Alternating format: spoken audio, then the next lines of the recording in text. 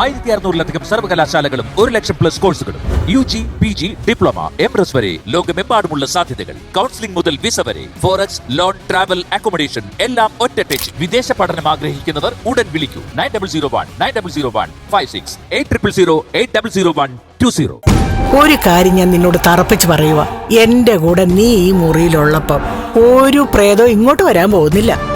മേഘന് ശേഷം ഏറ്റവും കൂടുതൽ ഭയക്കേണ്ടത് തന്റെ രണ്ടാനച്ഛനും അയാളുടെ അമ്മയോ. ഇന്നത്തെ ദിവസം ഇനി തിരുവോണ സദ്യ ഉണ്ണുന്ന നേരത്ത് പോലും രണ്ടെണ്ണവും മറക്കരുത്.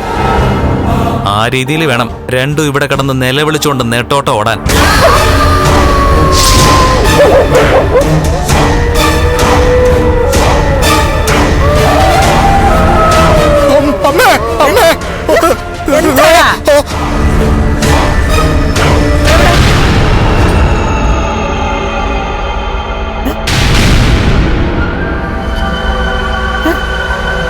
ഞാനൊന്നും കണ്ടില്ലല്ലോ. ഇനി നിനക്ക് അത്രയ്ക്ക് പേടിയാണെങ്കിലേ ഞാനൊന്ന് പോയി നോക്കട്ടെ. വേണ്ടമ്മേ, തുറന്നു നോക്കണ്ട. അത് ജനാലയല്ലേടാ. ആത്മാക്കൾ ജനാലയിലൂടെയും കയറുമേ. അങ്ങനെ കേറണെങ്കിലേ അവർക്ക് ജനാലയൊന്നും വേണ്ട. ഭിത്തിയിലോട്ട് ലയിക്കും, എന്നിട്ട് അകത്തോട്ടിങ്ങ് കേറി വരും. അതുകൊണ്ട് അങ്ങനെയുള്ള പേടിയൊന്നും വേണ്ട. നോക്കട്ടെ.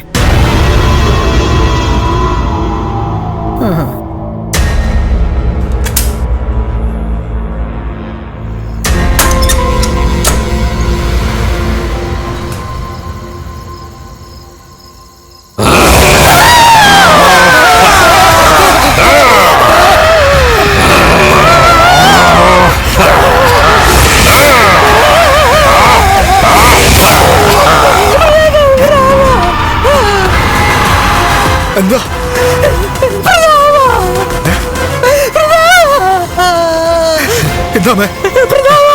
എന്താ അമ്മയുടെ തപ്പഴ പറഞ്ഞില്ല അങ്ങോട്ട് പോകുന്നത്.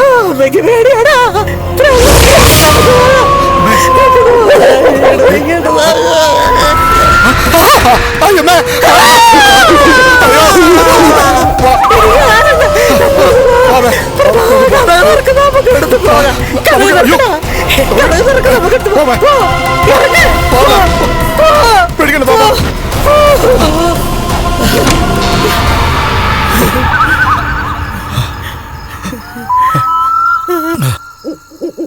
പോമേ, നമുക്ക് തോമസ് വൈദ്യന്റെ അടുത്ത് പോവാം. അങ്ങോട്ട് പോലെ കണ്ടത് ആർക്കറിയാം. അത് തന്നെയാണ് ഞാനും ആലോചിക്കുന്നത്. വാമേ, വേഗം വാ. എന്താടാ ഞാനല്ലേ കൈ വെച്ചത്? ഇങ്ങനെ ഭയന്ന് നടക്കുമ്പോ തോളത്ത് കൈ വെക്കല്ലേ. വേഗം വാ.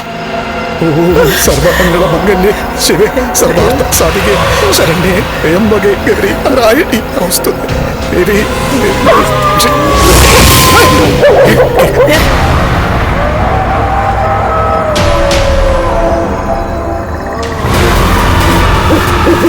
ആരാ? ഞാനാ.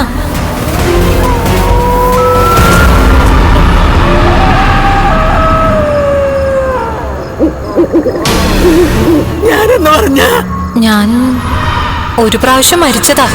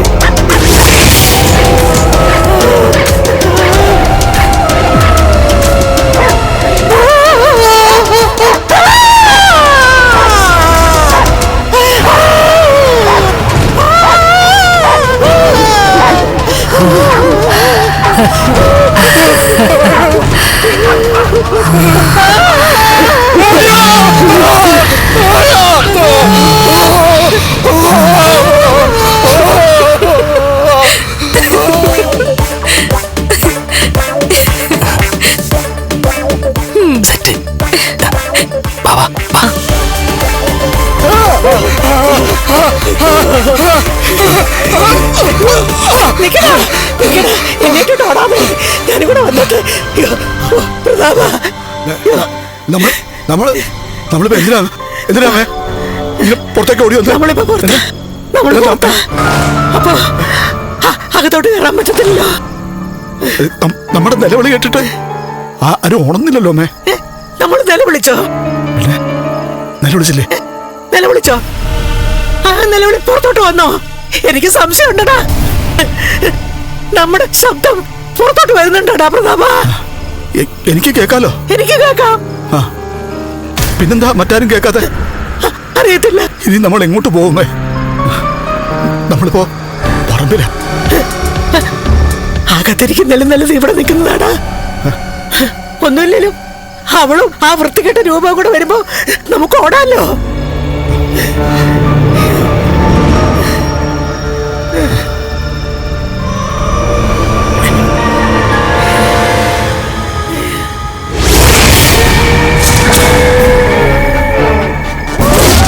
പേടിപ്പിക്കല്ലേടാ.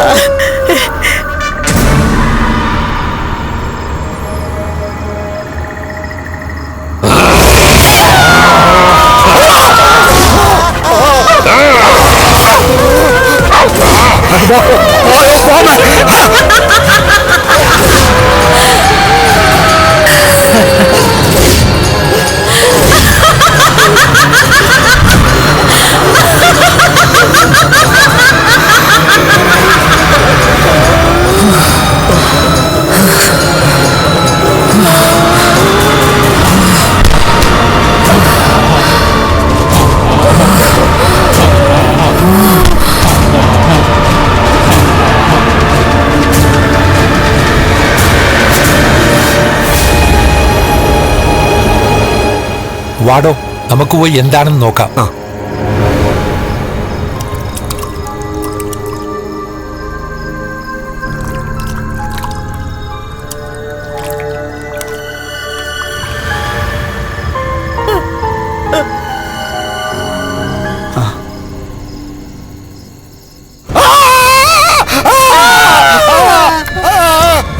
എന്താടോ, എന്താ പറ്റിയേ?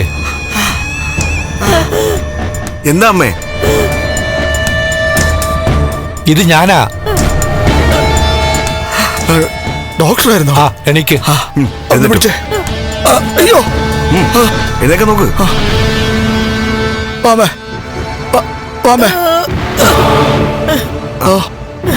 ഡോക്ടറെ, ഇത് ശരിക്കും വൈദ്യശാലയാണോ അതോ പ്രേതാലയാണോ ഡോക്ടറെ? എടോ, ഇവിടെ വന്നിട്ട് ആദ്യമായിട്ടാണ് ഇവിടെ കിടന്ന് ചികിത്സിക്കുന്ന ഒരാള് ഇങ്ങനൊരു ചോദ്യം ചോദിക്കുന്നു. സത്യം പറഞ്ഞേ ഞങ്ങളെ പ്രേതങ്ങളിട്ട് ഓടിക്കായിരുന്നു. അത് ശരി. പ്രേതങ്ങളെ കൊണ്ടാണോ നിങ്ങൾ ഇങ്ങോട്ട് വന്നത്? ഇവിടെ ഇങ്ങനെ ഒരു അനുഭവം ആർക്കും ഉണ്ടായിട്ടില്ലമ്മേ. ഞങ്ങൾ നിലവിളിച്ചിട്ട് പോലും എന്താ സാറേ ആരും വരായിരുന്നേ. പിന്നെ ഇപ്പൊ വന്നതോ? നിങ്ങൾ നിലവിളി കേട്ടാ ഞങ്ങൾ ഇങ്ങോട്ട് വന്നത്. അതെ സാറേ, ജനാല തുറന്നപ്പോ ഇതുവരെ കണ്ടിട്ടില്ലാത്ത രൂപത്തെ കണ്ടത്. ഞാൻ ജനല് തുറക്കണ്ടെന്ന് അമ്മയോട് പറഞ്ഞതാ. അപ്പൊ അമ്മ ധൈര്യസമേതം പോയി അങ്ങ് തുറന്നു. അത് കഴിഞ്ഞ് ഞങ്ങള് വാതിലൊക്കെ തുറന്ന് പുറത്തേക്ക് ഓടിയപ്പം മുടിയെ കഴിച്ചിട്ട് അവളിങ്ങനെ നിൽക്കുക. ആര്? അത് പിന്നെ ഒരു പെണ്ണിന്റെ പ്രേതം. ഏത് പെണ്ണാന്നൊന്നും ഞങ്ങൾക്ക് അറിഞ്ഞൂടാ. അത് മഹാലക്ഷ്മിയുടെ പ്രേതമൊന്നും അല്ലല്ലോ. ഒരിക്കലുമല്ല. അല്ല, മഹാലക്ഷ്മിക്ക് എന്തെങ്കിലും സംഭവിച്ചോന്ന് കണ്ണനും അയാളുടെ കൂടെയുള്ള ആൾക്കും സംശയമുണ്ട്. അതുകൊണ്ടാ ഞാൻ അങ്ങനെ ചോദിച്ചത്. ഞങ്ങൾ അവളെ ഒന്നുമല്ല കണ്ടത്, വേറൊരു ദുരാത്മാവിനെ. മുഖം നമുക്ക് പരിചയമില്ല അല്ലേ പ്രതാപ? അതെ, ജീവിതത്തിൽ ഇന്നേ വരെ കണ്ടിട്ടില്ലാത്തൊരു മുഖം. എന്നാ പിന്നെ പോയി കിടക്ക്. ഞങ്ങൾക്ക് ഒറ്റയ്ക്ക് മുറിയിലോട്ട് പോകാൻ പേടിയാ സാറേ. സാറും കൂടെ വരികയാണെന്നുണ്ടെങ്കിൽ. ജയപാല, കൊണ്ടുപോയി കിടത്ത്. ശരി വാ. എന്റെ പൊന്ന് സാറേ, സാറൂടെ വന്നിരുന്നെങ്കിൽ വലിയ ഉപകാരമായിരുന്നു. ഞാൻ വന്നോളാം. ചെല്ലേ നടക്കമ്മേ.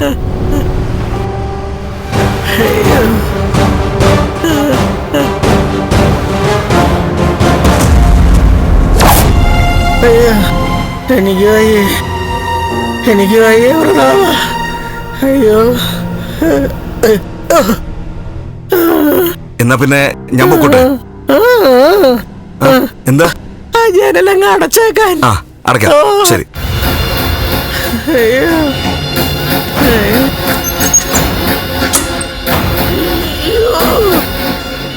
കഥ അടക്കണോ അതോ തുറന്നിടണോ? എന്ത് വേണം അമ്മേ? തൽക്കാലം അടയ്ക്കണ്ട, പ്രേതം വരുവാണെങ്കിൽ ഓടണ്ടേ? അയ്യോ മേ, അത് തുറന്നിട്ട് കഴിഞ്ഞാൽ പ്രേതം പെട്ടെന്ന് ഇങ്ങ് കയറി വരത്തില്ലേ? ആരും ഇനി വരില്ല, കിടന്നുറങ്ങാൻ നോക്ക്. വാലടച്ചേക്കട്ടെ.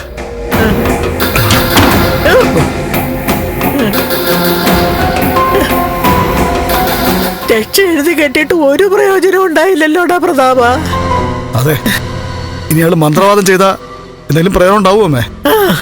അതൊക്കെ ഉണ്ടാവും, അല്ലാതെ വേറെ എന്താ ഇതിന് പരിഹാരം? എന്തായാലും മറ്റുള്ളവർ പറഞ്ഞപ്പോ നമ്മള് അത് വിശ്വസിച്ചില്ല അമ്മേ. അവള് ജീവനുള്ളത് പോലെ നമ്മുടെ മുമ്പിൽ വന്ന് നിന്നേ. അവള് മാത്രല്ലല്ലോ, വർഷങ്ങളായിട്ട് ഗതി കിട്ടാതെ നടന്ന ഒരാത്മാവ് അവളുടെ കൂടെ ഉണ്ടായിരുന്നു. ഓ, എന്തൊരു മുഖമാണ് അതിന്റെ. ചില ഇംഗ്ലീഷ് സിനിമയൊക്കെ കാണുന്നല്ലേ, അതെങ്ങനെ സംഭവിച്ചത് ഞാൻ ആലോചിക്കുന്നത്. ഇതുവരെ ഇങ്ങനെ ആത്മാവിനെ കെട്ടായിട്ട് ആരും പറഞ്ഞിട്ടില്ല.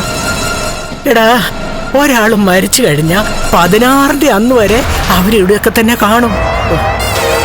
അപ്പോഴേ ഇവിടെ അലഞ്ഞു തിരിയുന്ന പ്രേതാത്മാക്കളും ഒക്കെ ആയിട്ട് അവരങ്ങ് കൂട്ടുകൂടും. അതുപോലെ ഏതോ ഒരു കൂട്ടുകാരനെ കൊണ്ട് അവള് വന്നിരിക്കുന്നേ.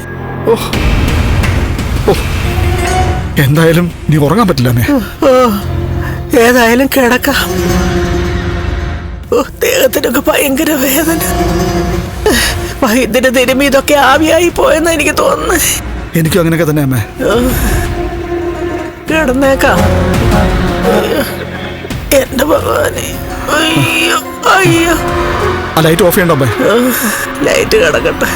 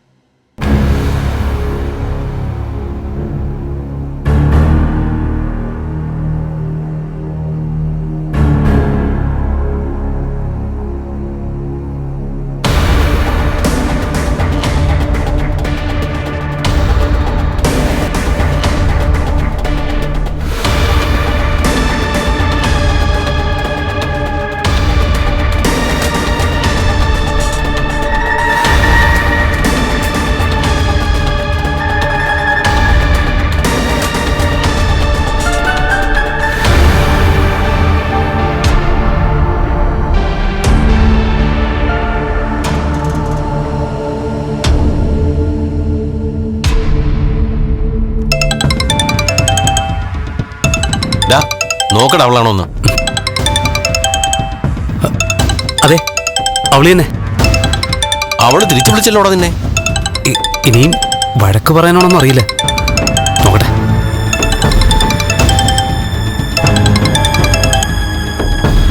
ഹലോ മഞ്ജു. ഈ നേരത്തെ മെസ്സേജ് അയക്കരുതെന്ന് ഞാൻ നിന്നോട് പറഞ്ഞിട്ടില്ലേ സാഗറെ? എനിക്ക് കിടന്നിട്ട് ഉറക്കം വന്നില്ല. ശബ്ദം ഒന്ന് കേൾക്കണമെന്ന് തോന്നി. ഞാനും അയാളുവേ സെപ്പറേറ്റ് ആയിട്ടില്ല. അയാളുടെ മുറിയിലാണ് ഞാൻ കിടക്കുന്നത്. സമയത്ത് ഇങ്ങനെ മെസ്സേജ് വന്നാലോ? സോറി മഞ്ജു, ദേഷ്യപ്പെടാനാണെങ്കിലും മഞ്ജു ഇപ്പം വിളിച്ചല്ലോ. അങ്ങനെ മഞ്ജുവിന്റെ ശബ്ദം കേൾക്കാനായിട്ട് തന്നെയാ ഞാൻ മെസ്സേജ് ഇട്ടത്. ഇതൊന്നും എനിക്ക് ഇഷ്ടമല്ല സാഗറെ. ഇഷ്ടമില്ലെന്ന് പറഞ്ഞിട്ട് എന്നെ വിളിച്ചില്ലേ, അതിലെനിക്ക് ഭയങ്കര സന്തോഷമുണ്ട്. എനിക്കത്ര സന്തോഷമൊന്നുമില്ല. എന്റെ മഞ്ജു, ഞാൻ വളരെ സീരിയസാ, വളരെ വളരെ സീരിയസ്. അല്ല, മഞ്ജുവിന്റെ കണ്ണേട്ടം വിചാരിച്ച നല്ല നിലയില് മഞ്ജുവിനൊരു രണ്ടാം വിവാഹം നടത്താൻ പറ്റുമായിരിക്കും. പക്ഷേ ഇനി മഞ്ജുവിനെ തേടി വരുന്നവരെല്ലാം പെണ്ണിനെയല്ല, അവളുടെ സമ്പത്ത് മോഹിച്ച് മാത്രമായിരിക്കും വരാൻ പോകുന്നത്. എനിക്കതൊന്നും വേണ്ട, നിന്നെ മാത്രം മതി.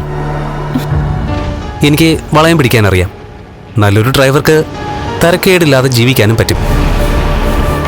ഞാനൊരിക്കലും സ്വത്തിന്റെ പേരിലും നിന്നെ ശല്യം ചെയ്യില്ല. സ്ത്രീധനത്തെപ്പറ്റി സംസാരിക്കില്ല. എന്റെ ധനം നീയാണ്.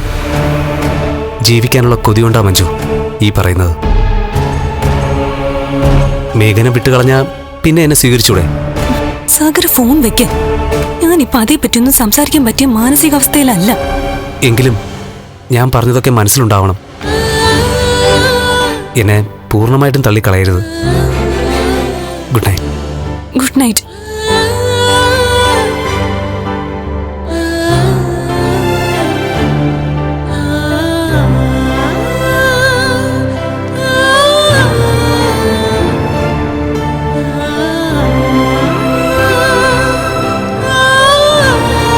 എന്താടാ? അവള് എന്റെ കൂടെ വരാമെന്നൊന്നും പറഞ്ഞിട്ടില്ല. ഇനി പറയുന്ന കാര്യം ഉറപ്പല്ലേ?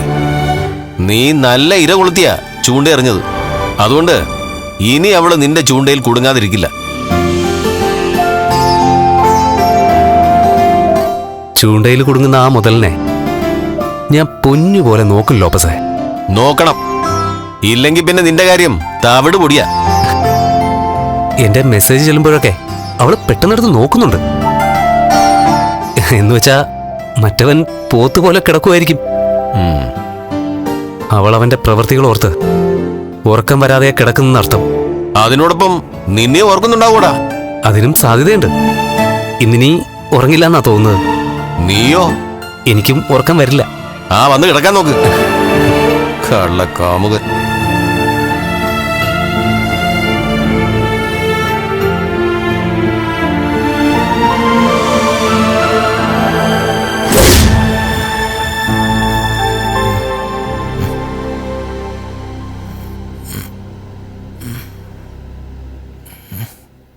മഞ്ജു,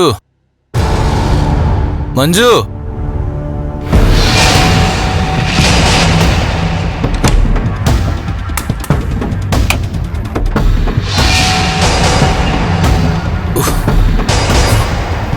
മഞ്ജു,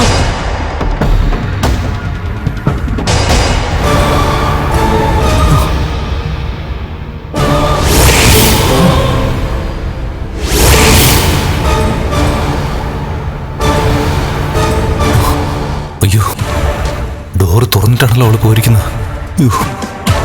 ഇനി മറ്റവളെങ്ങാനും കൂട്ടിക്കൊണ്ട് പോയതാണോ? പുറത്തോട്ട് ഇറങ്ങാനും പറ്റില്ലല്ലോ. ആ, അച്ഛനമ്മയെ വിളിക്കാം.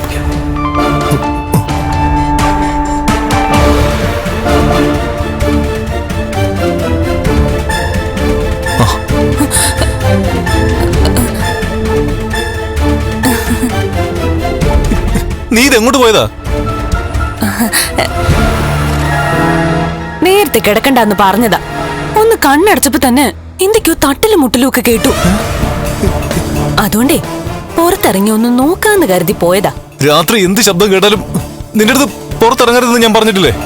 ഞാൻ ജനാലയൊക്കെ തുറന്ന് നോക്കിയല്ലോ, എന്നിട്ടാരെയും ഞാൻ കണ്ടില്ല. അയ്യോ, എടീ, ജനലൊക്കെ തുറന്ന അവൾ അകത്ത് കയറുന്നില്ലേ? അങ്ങനെയാണെങ്കിലേ എപ്പോഴേ അകത്ത് കയറി കാണും.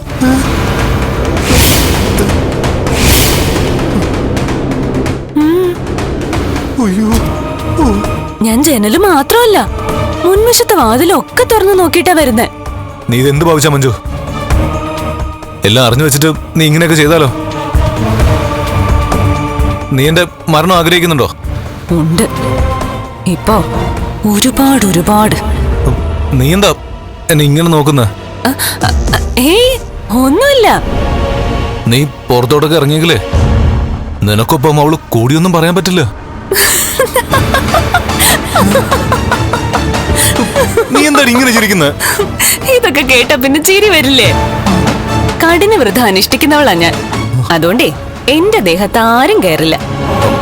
ആര് പറഞ്ഞു കയറില്ലാന്ന്?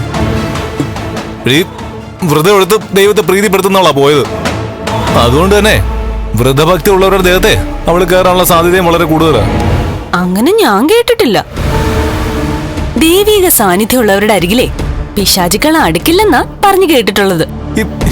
അവള് നമ്മളാരും കരുതുന്ന പോലത്തെ ഒരുത്തിയല്ലല്ലോ. അതിനൊക്കെ അപ്പുറത്ത് അവളുടെ സ്ഥാനം. എടി, അല്ലെങ്കിൽ എല്ലാ രാത്രിയിലും ഓരോരുത്തരായിട്ട് അവളെ കാണില്ലല്ലോ. ദേ മഞ്ജു, നിന്റെ കാല് പിടിച്ച് ഞാൻ പറയുക, ഇനി എന്ത് ശബ്ദം കേട്ടാലും നീ പുറത്തേക്ക് പോകരുത്. ആ, വന്ന് കിടക്കാൻ നോക്ക്. കുറ്റിയിട്ടിട്ട് കിടക്ക്. കുറ്റിയിടാനും പേടിയായോ?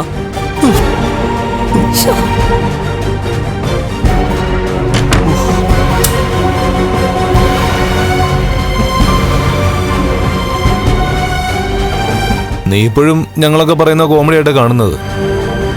എടി അവള് നീയും കണ്ടാലേ ഞങ്ങളൊക്കെ പറയുന്ന നീ വിശ്വസിക്കൂ. ഞാൻ ഇതുവരെ പ്രേതത്തെ കണ്ടിട്ടില്ല മേഘേട്ടാ. അതുകൊണ്ടേ എനിക്ക് അങ്ങനത്തെ കാഴ്ചകൾ വലിയ ഇഷ്ടമാ. ഇവളിൽ എന്തൊക്കെയോ മാറ്റം ഉണ്ടല്ലോ. എന്താ എന്നെ ഇങ്ങനെ നോക്കുന്ന? ഏയ് ഒന്നുമില്ല. എന്നാ പിന്നെ കിടക്ക്.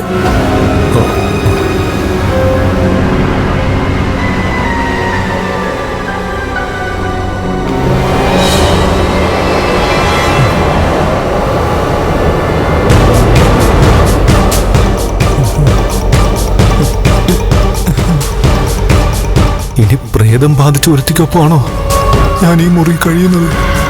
സ്വന്തം ഭാര്യയെ പോലും വിശ്വസിക്കാൻ പറ്റാതായല്ലോ ദൈവമേ.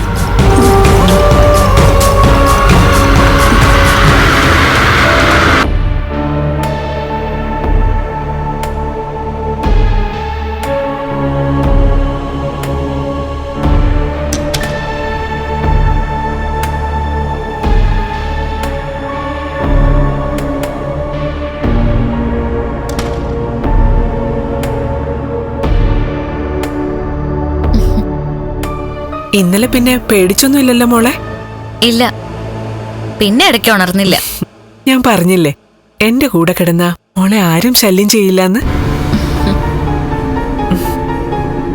മോളൊരു കാര്യം ചെയ്യേ, വിളിച്ച് റെഡിയാവ്. നമുക്ക് രാവിലെ ഇന്ന് അമ്പലത്തിൽ പോകാം. അയ്യോ, ഞാൻ വരുന്നില്ല അമ്മേ. ഇതാ കുഴപ്പം, മോൾക്ക് ദൈവചിന്തയില്ല. പൂജാമുറിയിൽ പോലും മോള് കയറാറില്ല. അതിനും കൂടി അമ്മയും ലക്ഷ്മിയും ഒക്കെ കേറുന്നുണ്ടല്ലോ. ഒരു കുഞ്ഞൊക്കെ ഉള്ളപ്പോ പ്രാർത്ഥനയോടെ ഇരിക്കണം മോളെ. ഈ സമയത്ത് ദൈവത്തിന്റെ കടാക്ഷം അത്യാവശ്യ.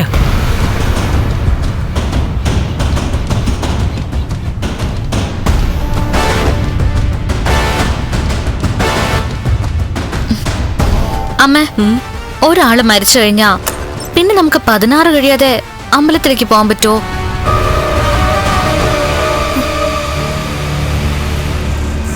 അതിനിവിടെ ആരാ മരിച്ചത്? അല്ല, ഞാൻ വെറുതെ ചോദിച്ചെന്നേ ഉള്ളൂ. അങ്ങനെ ചോദിക്കാനുള്ള കാരണം എന്താ മോളെ? അങ്ങനെ കാരണമൊന്നുമല്ലമ്മേ, ചോദിക്കാൻ വെറുതെ തോന്നി, അതുകൊണ്ട് ചോദിച്ചതാ. സ്വന്തം ചേച്ചിയുടെ മരണം മനസ്സിലിട്ടോണ്ടാണല്ലോ മോൾ ഇങ്ങനെയൊക്കെ ചോദിക്കുന്നത്. അമ്മ എന്താ ആലോചിക്കുന്നേ?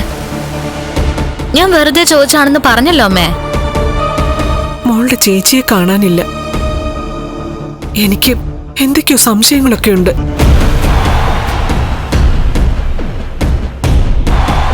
പിന്നെ ഒരു കാര്യം എല്ലാരും മനസ്സിലാക്കിക്കോ, ആരെന്ത് ലക്ഷ്മി മോളെ ചെയ്താലും ശരി മോള് മടങ്ങി വരും. ഒരുപാട് ആയുസുള്ള ജാതക മോളുടേത്. അതിനു മുൻപ് ആർക്കും മോളെ ഒന്നും ചെയ്യാൻ പറ്റില്ല. പക്ഷേ മോൾക്കിത് ദശാസന്ധിയാ. അത് ജോത്സിനെ കണ്ടപ്പോ പ്രത്യേകം പറഞ്ഞിരുന്നു. അതുകൊണ്ടാ പറഞ്ഞത് മോള് നിത്യേന പൂജാമുറി കയറണമെന്നും അമ്പലത്തിൽ പോണമെന്നും ഒക്കെ. ലക്ഷ്മി പൂജിക്കുന്ന ഒരു അയ്യപ്പ വിഗ്രഹം ഇപ്പോഴും ഉണ്ണിയേട്ടന്റെ വീട്ടിലുണ്ടല്ലോ. ഇനി ഞങ്ങൾ വരുമ്പോ അത് ഇങ്ങോട്ട് കൊണ്ടുവരാം. അതെന്തിനാ ഇങ്ങോട്ട് കൊണ്ടുവരുന്നത്? അല്ല, 10-20 കൊല്ലത്തിന് മുകളില് അത് ഇവിടത്തെ പൂജാമുറിയിലായിരുന്നല്ലോ അമ്മ ഇരുന്നത്. ലക്ഷ്മി പൂജിക്കുന്ന വിഗ്രഹം മോളുള്ളിടത്തിരിക്കുന്നതാ നല്ലത്. ആ അയ്യപ്പൻ വെറും വിഗ്രഹമല്ല, അത് ജീവനുള്ള ഭഗവാന്. ആ അയ്യപ്പന് മുന്നിൽ നിന്ന് കണ്ണീരൊഴുക്കി പ്രാർത്ഥിച്ചതുകൊണ്ടാ കണ്ണനെ പോലെ ഒരാളെ ലക്ഷ്മി മോൾക്ക് ഭർത്താവായി കിട്ടിയത്. അങ്ങനെ അവളോട് ഭഗവാന് സിമ്പതി ഉണ്ടായിരുന്നെങ്കില് അവൾക്ക് ഇങ്ങനെ ഒരാളെ കൊടുക്കേണ്ട കാര്യം ഇല്ലായിരുന്നല്ലോ അമ്മേ. നല്ല ആരോഗ്യമുള്ള ഒരാളെ കൊടുത്തോടായിരുന്നോ? ലക്ഷ്മി മോൾക്ക് ഭർത്താവായി കിട്ടേണ്ടത് കണ്ണനെ തന്നെയാ മോളെ. അതിനപ്പുറം ഒരു ബന്ധം മോൾക്കിനി കിട്ടാനില്ല. അങ്ങനെ ഒരാളിന്റെ കുഞ്ഞിനെ അവൾക്ക് ഈ ജന്മം താലോലിക്കാൻ പറ്റുന്ന അമ്മയ്ക്ക് തോന്നുന്നുണ്ടോ? താലോലിക്കാൻ പറ്റില്ലെങ്കിലും കുഴപ്പമില്ല. ദൈവം കൂട്ടി യോജിപ്പിച്ചതാ കണ്ണനെയും ലക്ഷ്മിയെയും. അതുകൊണ്ട് അവര് രണ്ടാളും സന്തോഷത്തോടെ സുഖത്തോടെ ഇനിയുള്ള കാലം ജീവിക്കുകയും ചെയ്യും.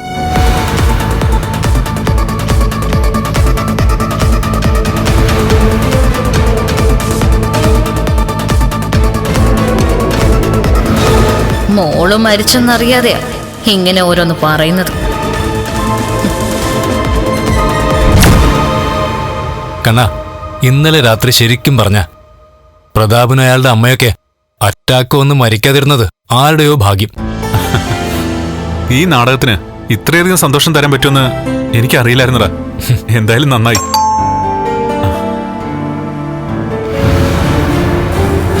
ആര് നോക്കി?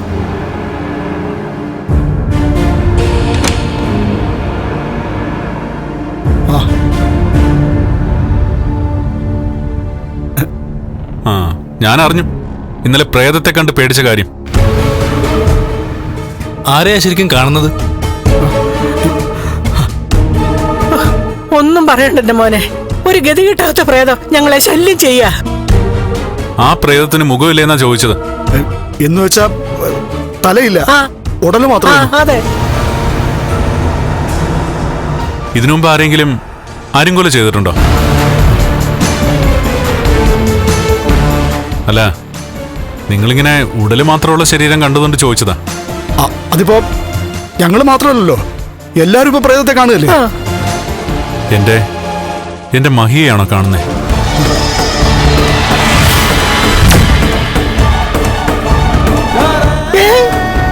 ഒരിക്കലുമല്ല. ഇതുവരെ അയാൾ മടങ്ങിയെത്തിയിട്ടില്ല. പോലീസിന് പോലും അയാൾ എവിടെയാണെന്ന് കണ്ടെത്താൻ പറ്റിയിട്ടില്ല.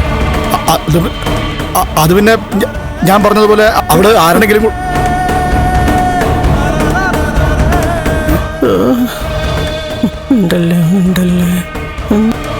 അവളെ കാണാത്ത കാര്യമൊന്നും പറയണ്ട. അല്ല, എന്താ രണ്ടാളും കൂടി ഒരു രഹസ്യം പറച്ചില്? ഒന്നുമില്ല മോനെ, അവളെ ഏതെങ്കിലും അമ്പലം നട ചെന്നിരുന്ന് പ്രാർത്ഥിക്കുകയായിരിക്കും ഈ മോൻ എഴുന്നേറ്റ് നടക്കാൻ വേണ്ടിട്ട്. അങ്ങനെങ്കി ഞങ്ങളെ വിളിക്കാത്തെന്താ? മഹി അങ്ങനെ ആർക്കും അനാവശ്യമായിട്ട് ടെൻഷൻ ഉണ്ടാക്കുന്ന കൂട്ടത്തിലല്ലല്ലോ, പ്രത്യേകിച്ച് കണ്ണന്. എന്താ സംഭവിച്ചൊന്നും അറിയില്ല കണ്ണാ. ഇനിയിപ്പോ എന്ത് സംഭവിച്ചിട്ടുണ്ടെങ്കിലും ദൈവത്തെ കൂടെ കൊണ്ട് നടക്കുന്ന ആളാ എന്റെ മഹി. അതുകൊണ്ട് തന്നെ അയാളെ സങ്കടപ്പെടുത്തുന്നവർക്കൊക്കെ തിരിച്ചടി കൊടുക്കുന്നത് ദൈവങ്ങളായിരിക്കും.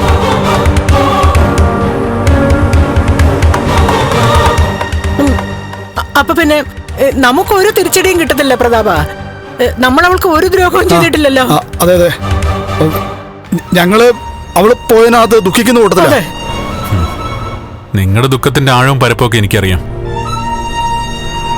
ഇന്നലെ ഇവിടെ മാർക്കം ഉണ്ടായിരുന്നു, അതറിഞ്ഞു കാണുമല്ലോ. അവൻ ഇടിച്ച് നിങ്ങളെ പരിപ്പാക്കാത്തത് ഞാൻ പറഞ്ഞതുകൊണ്ട് മാത്രമാ. പക്ഷേ മഹി എന്നേക്കുമായി മടങ്ങി വന്നില്ലെങ്കിൽ പോലീസ് തന്നെ കൂട്ടിക്കൊണ്ടുപോയി ലോക്കപ്പിലിട്ട് തല്ലിപ്പഴിപ്പിച്ച് സത്യം കണ്ടെത്താൻ ശ്രമിക്കില്ലായിരിക്കും. പക്ഷെ മാർക്കോ അത് ചെയ്യും. അതുകൊണ്ട് മഹി മടങ്ങി വന്നില്ലെങ്കിൽ അതൊരു ലോട്ടറി ആണെന്ന് കരുതി ആരും സന്തോഷിക്കണ്ട. അവിടെ പ്രായം പോലും നോക്കില്ല എന്ന് വെച്ചാ ഈ നിൽക്കുന്ന ആളെ വളർത്തി വഷളാക്കിയ നിങ്ങൾക്ക് പോലും ഭേഷായിട്ട് കിട്ടുമെന്നാ പറഞ്ഞത്. വയസ്സായ കാലത്ത് നല്ല ചിന്തകളുമായിട്ട് പുണ്യ പ്രവൃത്തികൾ ചെയ്ത് ജീവിക്കുന്ന ഒരു അമ്മയാണ് ഞാൻ. എനിക്ക് ആരെയും വഴിതെറ്റിക്കാൻ പറ്റില്ല. ആ, പറയുന്നതും പ്രവർത്തിക്കുന്നതും രണ്ടായാലേ കുഴപ്പമുള്ളൂ. ഇതൊരു ദൈവികത്തുള്ള വീടാ. അഗസ്ത്യ കൂടെ വന്നത് വെറും ഒരു പേരല്ല, ആതുര സേവനം പണമുണ്ടാക്കാനുള്ള ഒരു മാർഗവുമല്ല.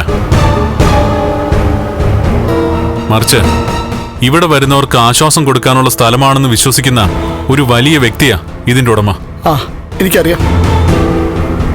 അതുകൊണ്ട് തന്നെ ഇവിടെ പ്രേതാത്മാക്കളൊന്നും കയറി ഇറങ്ങേണ്ടതല്ല. അതിന് വിപരീതമായിട്ട് കാര്യങ്ങൾ വന്നെങ്കിൽ നിങ്ങൾ രണ്ടാളും ഇതിനകത്ത് കിടക്കാൻ യോഗ്യരല്ല എന്നാണ് അതിന്റെ അർത്ഥം. ഞങ്ങൾ ഏതായാലും പോവാ. അതായിരിക്കും നല്ലത്. ഇന്നലെ രാത്രി ചോര കുടിക്കാൻ തലയില്ലാത്ത ആത്മാവിന് കഴിഞ്ഞിട്ടില്ല. ഇന്ന് മിക്കവാറും തലവച്ചായിരിക്കും വരുന്നത്. അതുകൊണ്ട് ഏതെങ്കിലും അമ്പലത്തിൽ പോയി രക്ഷ എഴുതി കെട്ടിക്കോ. രക്ഷ എഴുതി കെട്ടിയിട്ടൊന്നും ഒരു കാര്യമില്ലടാ. ഈ പറയുന്ന ഗതി കിട്ടാത്ത ആത്മാവ് നല്ല ശക്തിയുള്ളതാണെങ്കിൽ ഒരു രക്ഷയ്ക്കും രക്ഷയില്ല. അത് നോൻ പറഞ്ഞത് സത്യമാ. ആ അപ്പോ രക്ഷ എഴുതി കെട്ടിയിട്ടുണ്ടല്ലേ? അല്ല, എന്ന് വെച്ചാ മേഘനും മേഘന്റെ അപ്പച്ചിയൊക്കെ പ്രേതത്തെ കണ്ട് പേടിച്ചെന്ന് പറഞ്ഞതിന് ശേഷം ഞങ്ങള് ചെറുതായിട്ടൊരു രക്ഷ എഴുതി കെട്ടിയായിരുന്നു. എന്നിട്ടും ഞങ്ങളെ ആ ആത്മാവ് വെറുതെ വിട്ടില്ല. ഇനി ആ ആത്മാവ് പോയിടത്തേക്ക് നിങ്ങളെയും കൂട്ടിക്കൊണ്ട് പോകാതെ സൂക്ഷിച്ചോ.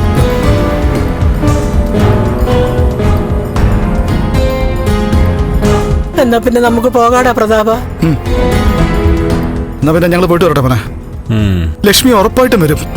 മോൻ പറഞ്ഞതുപോലെ അവൾക്ക് ദൈവത്തിന്റെ കടാക്ഷമുള്ളവളല്ലേ, അവളെ ദൈവം കൈവിടില്ല. എന്നാ ഞങ്ങൾ പോയിട്ട് വരാം. ശരിയെന്നാ പോയിട്ട് വരാം. വാമേ.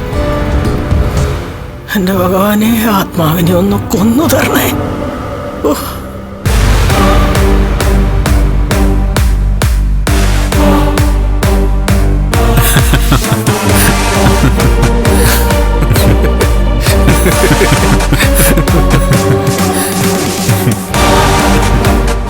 എടാ, ഇനി മഹി തിരിച്ചു വന്നാലും ഇവരൊക്കെ അയാളെ പ്രേതമായിട്ട് കാണുള്ളൂ. അതെ.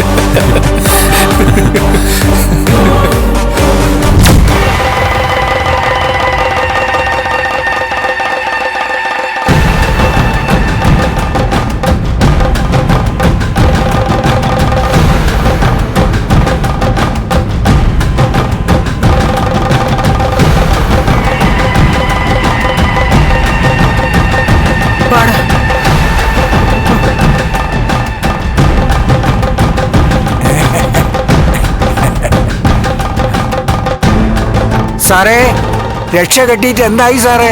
ഓ, ഒരു രക്ഷയില്ല സ്വാമി. ഞങ്ങളും കണ്ടു മരിച്ചവളെ. ഞാൻ മാത്രമല്ല, അമ്മയും. ഉത്രാടത്തിന് അന്ന് തിരിച്ചു വരാമെന്ന് പറഞ്ഞ ഞാനും മോനും കൂടി തോമസ് വൈദ്യന്റെ വീട്ടിലേക്ക് പോയത്. പക്ഷേ ഒറ്റ ദിവസം കൊണ്ട് അവിടുത്തെ താമസം മതിയായി. മരിച്ച ആത്മാവിനെ കണ്ട് ശ്വാസം നിന്ന് പോകാതിരുന്നത് ആരുടെയോ ഭാഗ്യം. ഞാൻ അന്നേ പറഞ്ഞില്ലേ ആളിത്തിരി കുഴപ്പക്കാരിയാണെന്ന്.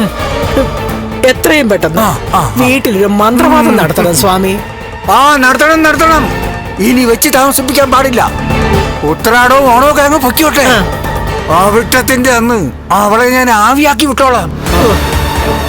ജീവിച്ചിരിക്കുന്ന സമയത്തെ പൂജാമുറി അമ്പലമായിട്ടൊക്കെ നടന്നോളാം.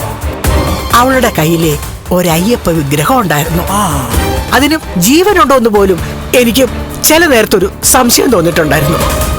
ഇത് കുറച്ച് കുഴപ്പം പിടിച്ച കേസാണല്ലോ. എന്താ സമയം ആലോചിക്കുന്നത്?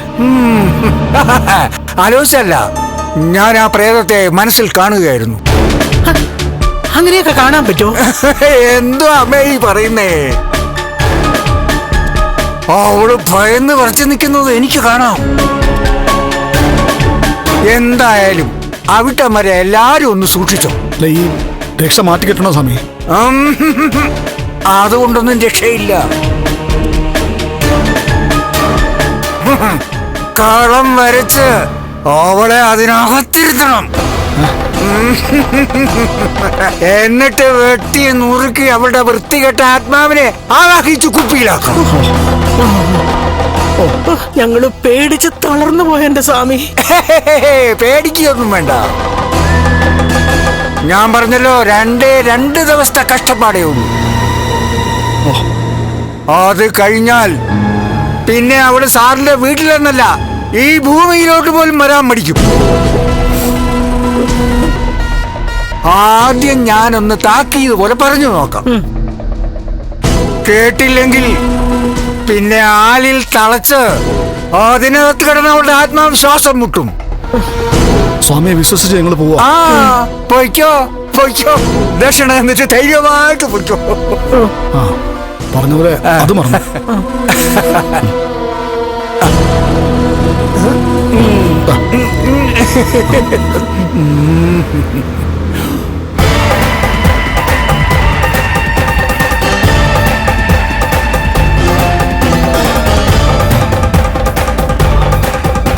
ഞാൻ കരിങ്കാലിക്ക് രക്തപുഷ്പാഞ്ജലി നടത്തിയ കുങ്കുമം തന്നിരുന്നല്ലോ. അത് നെറ്റിയിലിടണമെന്ന് പറഞ്ഞിരുന്നില്ലേ? പിന്നെ എന്താ ഇടാത്തത്? മറന്നുപോയ സ്വാമി. ഇന്നലെയൊക്കെ ഇട്ടായിരുന്നു. അതാ കുഴപ്പം.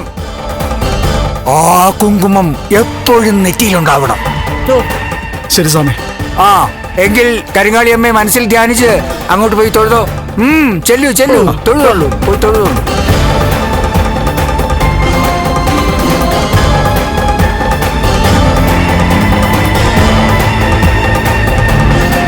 ഓം കരിങ്കാളി നമ.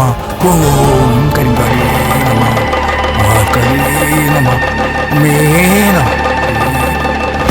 ഓം അമ്മേ, കരിങ്കാളി അമ്മേ, ഒരുത്തി രക്തദാഹിയായിട്ട് നടക്കുകയാണ്.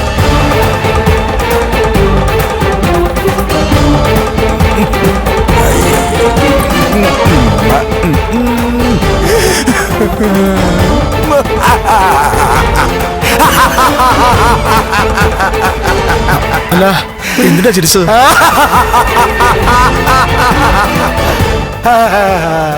കരിങ്കാളി അമ്മ ചിരിച്ചാൽ പിന്നെ ഞാൻ ചിരിക്കണ്ടേ? നിങ്ങൾക്ക് ഇതൊന്നും കാണാൻ പറ്റത്തില്ല. ഓം കരിങ്കാളി അമ്മേ, മഹാകാളി അമ്മേ, കരിങ്കാളി ദേവി. ഇനി വീട്ടിൽ പോയി ഒന്നുകൂടി കുളിച്ചിട്ട് ഈ കുങ്കുമം തൊട്ടാ മതി. കേട്ടല്ലോ? ശരി സ്വാമി. തൊഴുതോളൂ. ശരി സ്വാമി. പോയിക്കോളൂ.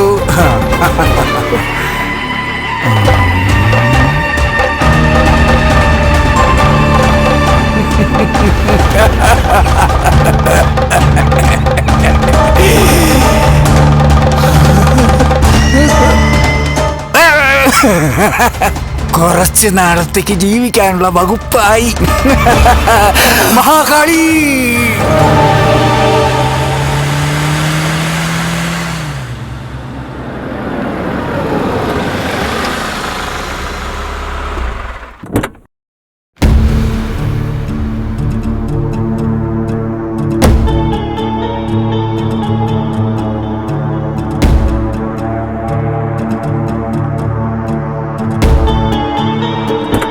സ്വാമി,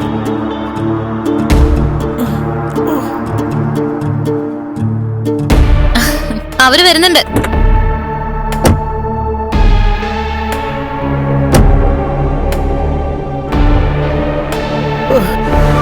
പ്രതാപ, കയ്യിലൊന്ന് പിടിച്ചോ കേട്ടോ. ദേഹം ആസകലം വേദനയാ. വീണന്റെ വീണോ? എന്തോ ചേച്ചാ? ഒന്നും പറയണ്ടെന്റെ മോളെ. ഇന്നലെ ഒരുത്തിയുടെ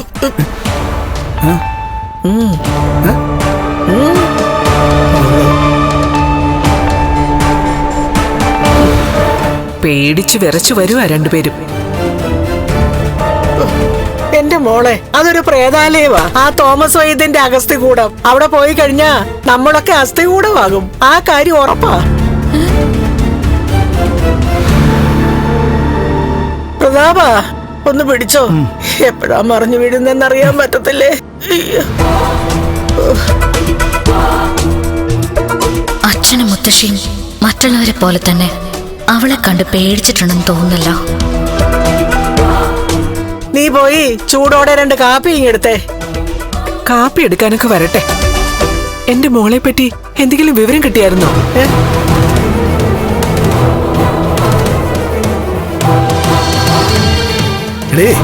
ഏതോ ദുരാത്മാക്കളൊക്കെ ആ അഗസ്ത്യകൂടത്തിൽ അലഞ്ഞു തിരിഞ്ഞ് നടക്കുന്നുണ്ടെന്നാ പറഞ്ഞേ. കണ്ണന് കൂട്ടിയിരിക്കായിരുന്നല്ലോ നിന്റെ മോള്. ഇനി അവരെങ്ങാനും നിന്റെ മോളെ കൂട്ടിക്കൊണ്ടു പോയെന്ന് പറയാൻ പറ്റില്ല. അങ്ങനെ ഒരു ദുരാത്മാവും എന്റെ മോളെ കൂട്ടിക്കൊണ്ടു പോവില്ല.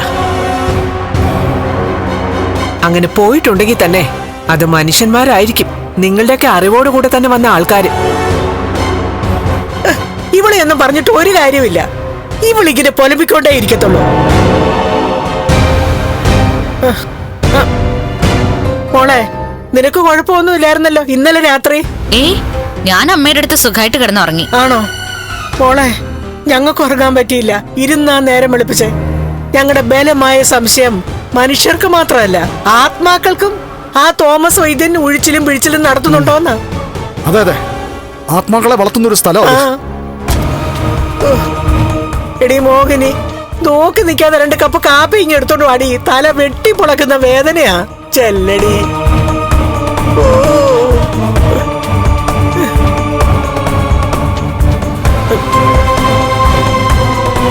മോളെ, അവളെ കൊല്ലണ്ടായിരുന്നു മോളെ. ജീവിച്ചിരുന്നതിനേക്കാളും അപകടകാരി അവളിപ്പോ.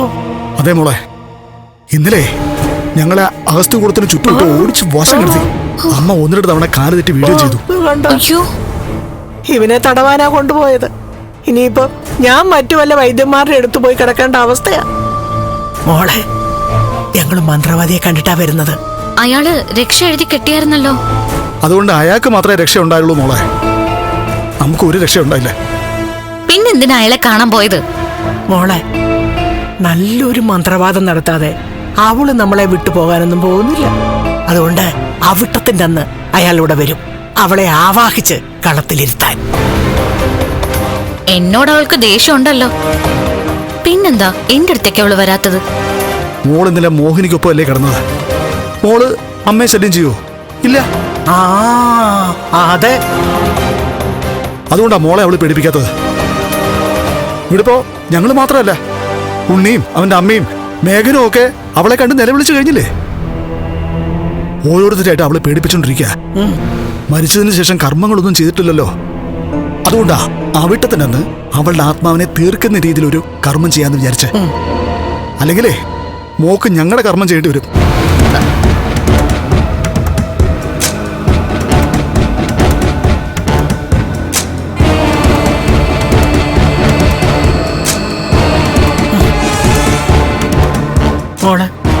മോളിതുപോലെ എങ്ങാനും പേടിച്ചാലുണ്ടല്ലോ, മോളുടെ വയറ്റിൽ കിടക്കുന്ന കുഞ്ഞിന് അത് ആപത്തുണ്ടാക്കും.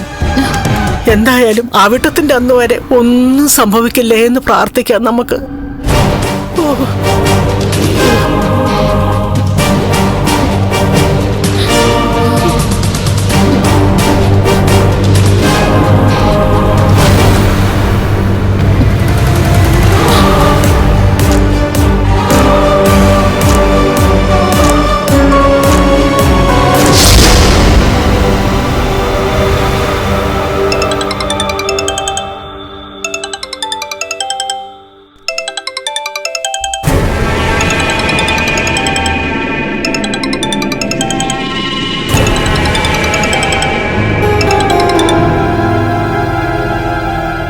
ഹലോ.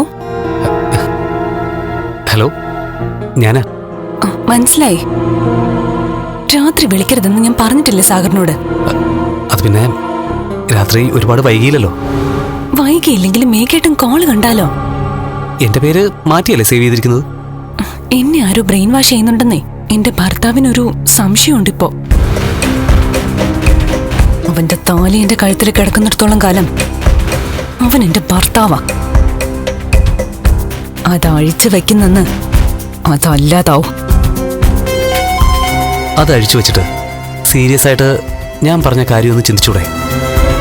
സാഗർ വിളിക്കുമ്പോഴൊക്കെ ഇത് തന്നെ പറയുന്നു.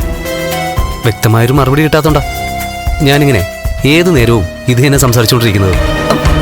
അതിന് മറുപടി പറയാനായിട്ടില്ല. ആവുമ്പോ ഞാൻ അങ്ങോട്ട് വിളിച്ച് പറയാം. ശരി. അയ്യോ, വെക്കല്ലേ വെക്കല്ലേ. വെച്ച് കളഞ്ഞല്ലോ.